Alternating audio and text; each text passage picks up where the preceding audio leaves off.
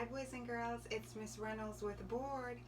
Better Off Reading Every Day. Today we have some books for you. The first book I have is How Big Is Your Foot? How Big Is Your Foot?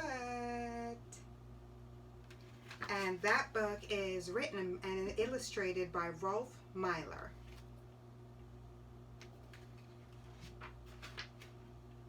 The second book I have is Measuring Penny, and that is by Linetti. Measuring Penny.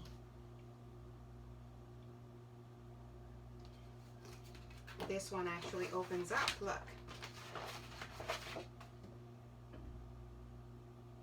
The third book I have is Inch by Inch by Linetti. Inch by Inch. And I love these books when they open up like this. So let's get started, boys and girls. The first one is How Big Is Your Foot?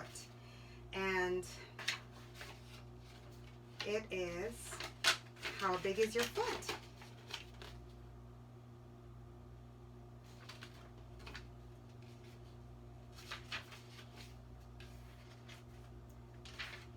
How big is a foot?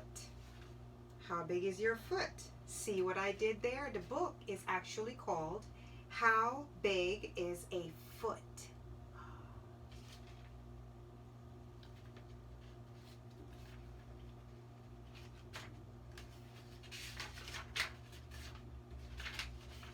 Once upon a time, there lived a king and his wife, the queen. They were a happy couple, for they had everything in the world.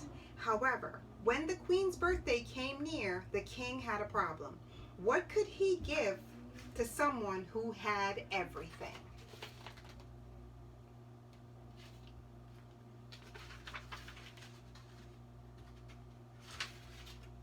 The king thought and thought and thought, he thought, until suddenly he had an idea. He would give the queen a bed. The queen did not have a bed because at the time, beds had not been invented. So even someone who had everything did not have a bed.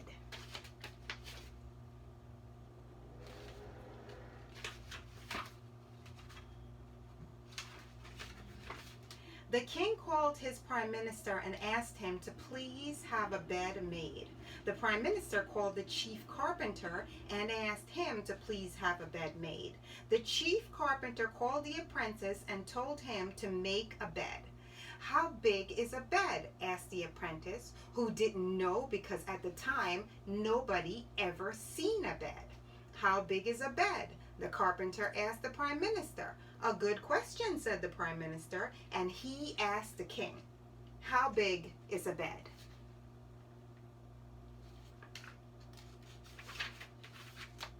The king thought and thought and he thought until suddenly he had an idea. The king must be big enough to fit. The bed must be big enough to fit the queen. The king called the queen. He told her to put on her pajamas and told her to lie on the floor.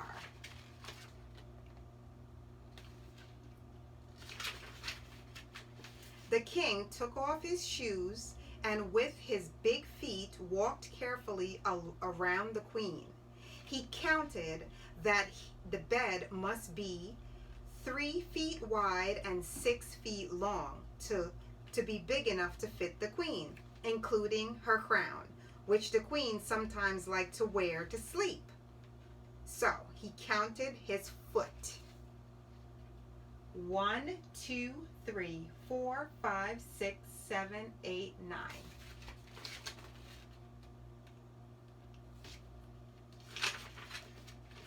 The king said thank you to the queen and told the prime minister, who told the chief carpenter, who told the apprentice, the bed must be 3 feet wide and 6 feet long to be big enough to fit the queen, including the crown, which she sometimes liked to wear to sleep.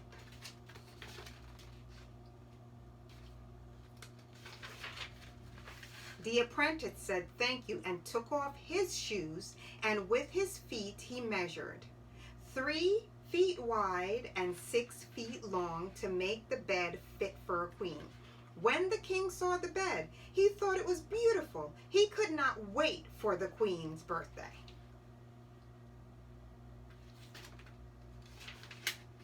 Instead, he called the queen at once and told her to put on her new pajamas.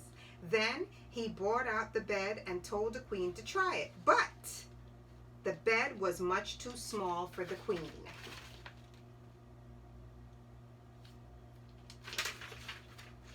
The king was so angry that he immediately called the prime minister, who called the chief carpenter, who called the jailer, who threw the apprentice in jail.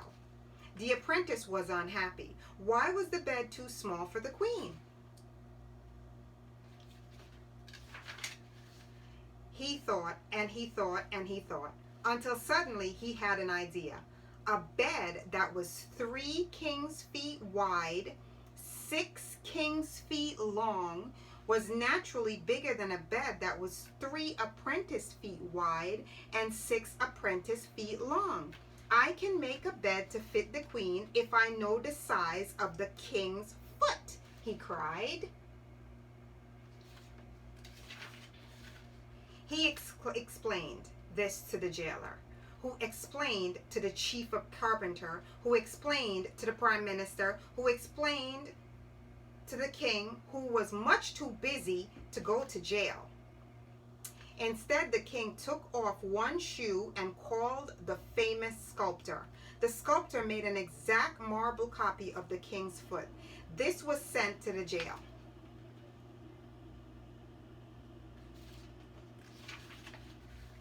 The apprentice took the marble copy of the king's foot, and with it he measured 3 feet wide and 6 feet long, and built a bed to fit the queen.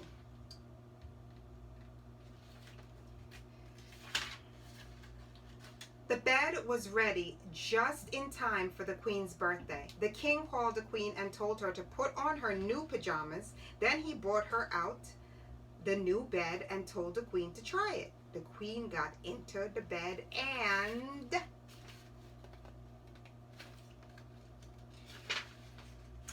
the bed fit the queen perfectly, including the crown, which she sometimes liked to wear to sleep. It was without a doubt the nicest gift that the queen had ever received. The king was very happy. He immediately called the apprentice from jail and made him a royal prince. He ordered a big parade, and all the people came out to cheer the little apprentice prince. And forever after, anyone who wanted to measure anything used a copy of the king's foot. And when someone said, "My bed is 6 feet long by 3 feet wide," everyone knew exactly how big it was. The end of How Big is a Foot?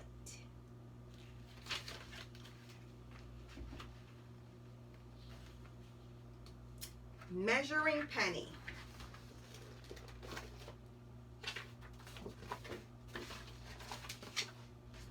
Measuring penny.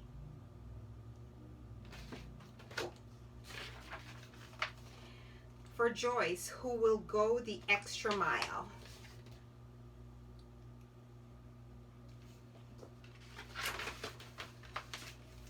My name is Lisa, and my teacher says our next best homework project is to measure something.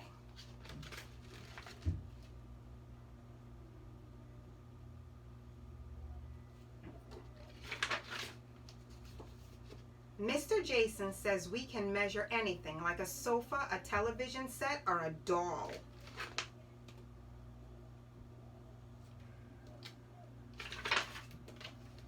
When I got home today, my dog Penny jumped all over me as usual. Wow, I could measure Penny for my homework. She is a Boston Terrier and is bigger than a pup and smaller than a Cocker Spaniel. She's about the size of a Shetland sheepdog. Penny, please stop drooling. Come on, Penny. I'll get a ruler and we'll run over to the park. Look at all the dogs out here today. Hey, get down.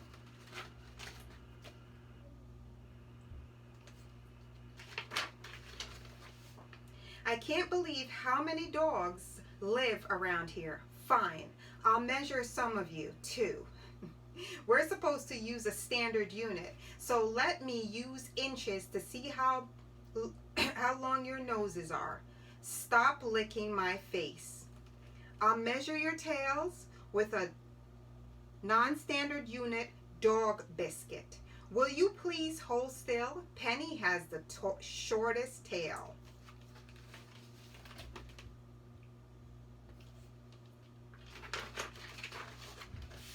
I'll measure your ears with another non-standard unit, cotton swabs. Don't wiggle so much. Let's see how wide your paw prints are. I'll turn over my ruler and measure with another standard unit, centimeters.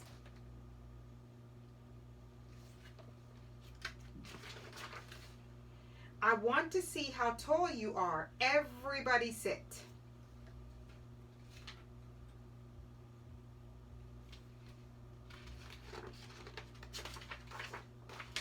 Let's see how high you can jump. Penny can jump up to my waist. I could use myself to measure with.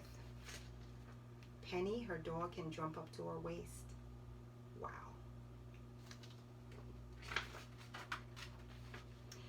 You look thirsty, Penny. We'd better go home and get you a drink. See you later, everybody. Mr. Jason says volume is the amount of space something fills. Like water is a cup. So what volume of water do you want? A cup, a pint, a quart, a gallon, maybe a tablespoon or a teaspoon.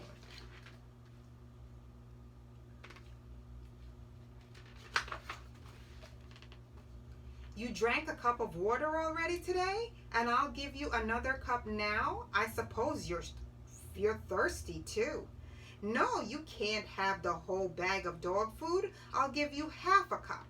Sometimes Dad and I make homemade dog biscuits. We measure the ingredients so they taste good, at least to you know who.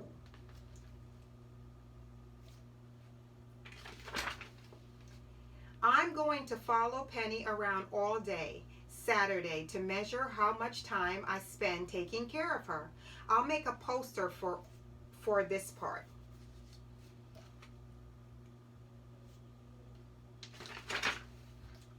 I'll measure how quickly Penny can run to different places. She can get from her bed to the kitchen in 6 seconds. Ooh, Penny, fast boy. Temperature is important to Penny. She doesn't like things that are too hot or too cold. In fact, you can almost tell the temperature outside just by looking at her, the Penny thermometer.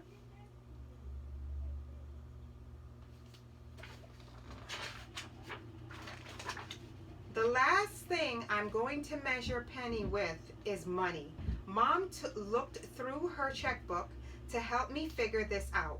We decided Penny is kind of expensive, but she's worth a lot too.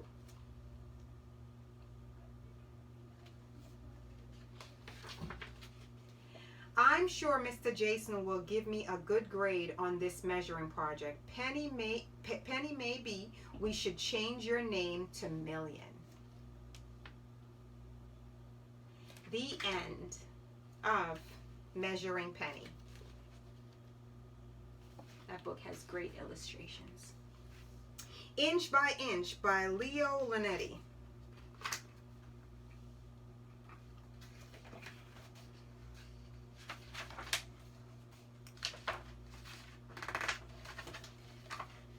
One day, a hungry robin saw an inchworm, green as an emerald, sitting on a twig. He was about to gobble him up.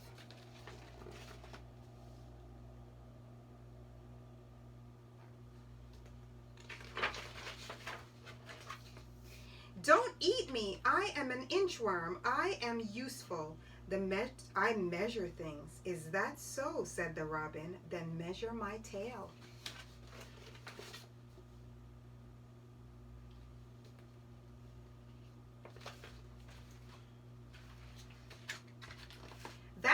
easy, said the inchworm. 1, 2, 3, 4, 5.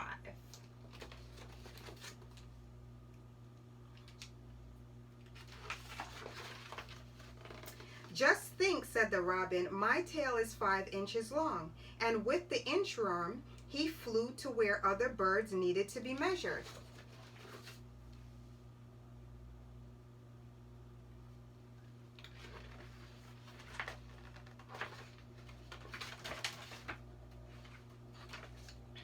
The inchworm measured the neck of the flamingo. Ooh, beautiful.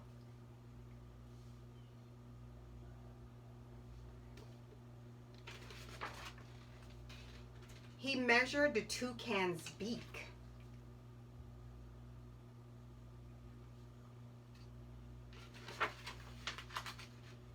The legs of the heron.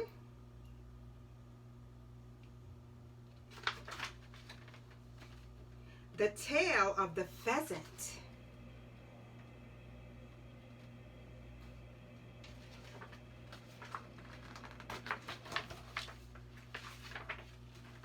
And the whole hummingbird.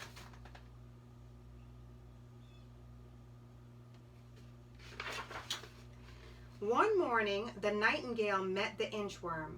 Measure my song, said the nightingale. But how can I do that, said the inchworm. I measure things, not songs. Measure my song or I'll eat you for breakfast, said the nightingale. Then the inchworm had an idea. I'll try, he said. Go ahead and sing.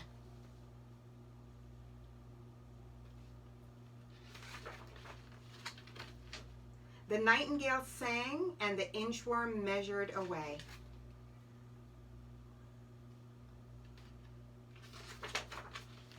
He measured and measured.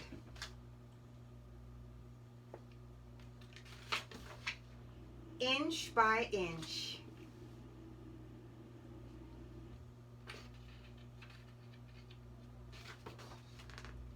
Until he inched out of sight.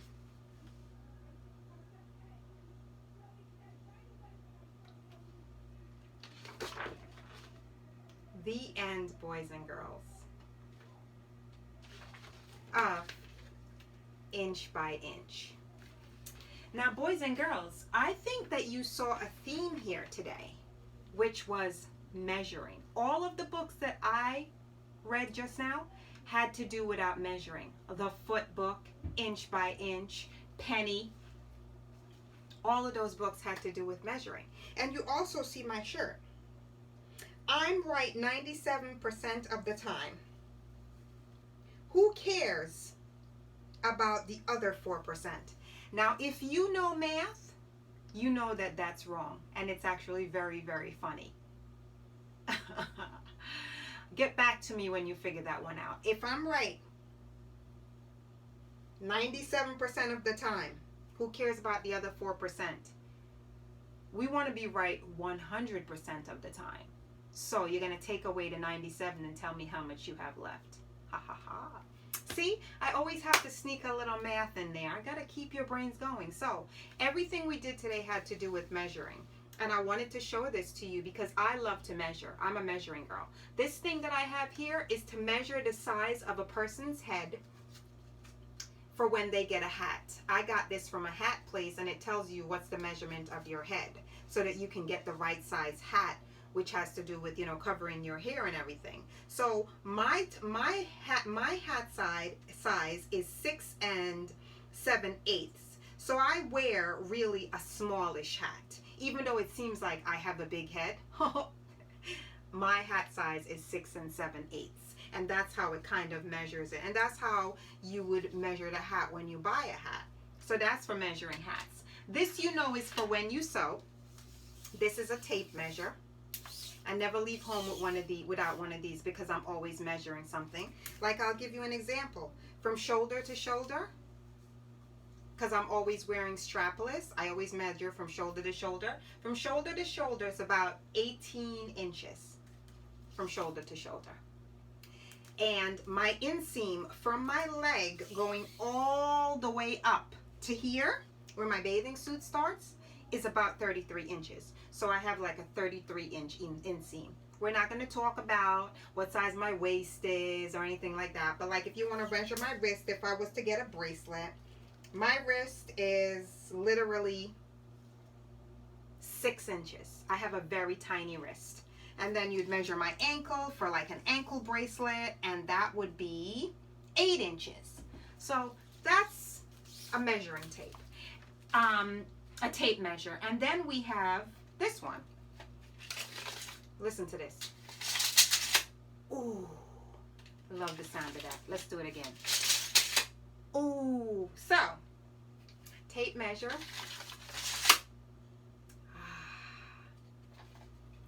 Then we have our standard rulers. You have your ruler here, all the different things. Then this one is for measuring tiles, all different measuring stuff. Boys and girls, in order to make sure things fit right in spaces and everything, a lot of measuring is happening every single day. Most everything that we have had to be measured at some point to make sure it's going to fit somewhere, right? The only thing that we don't measure, which I have realized, is love.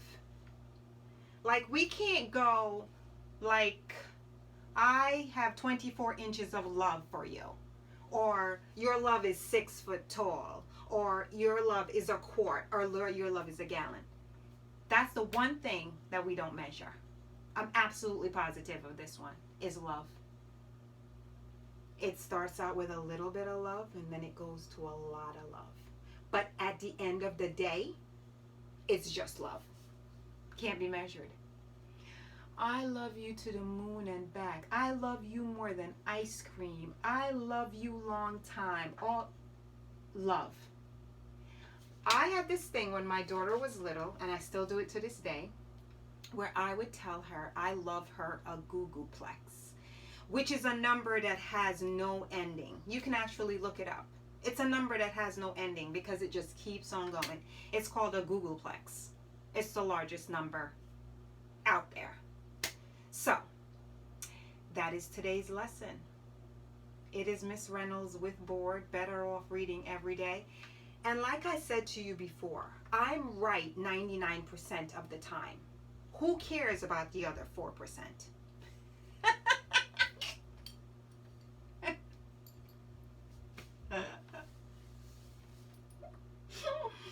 Oh God, I am so sorry for that one.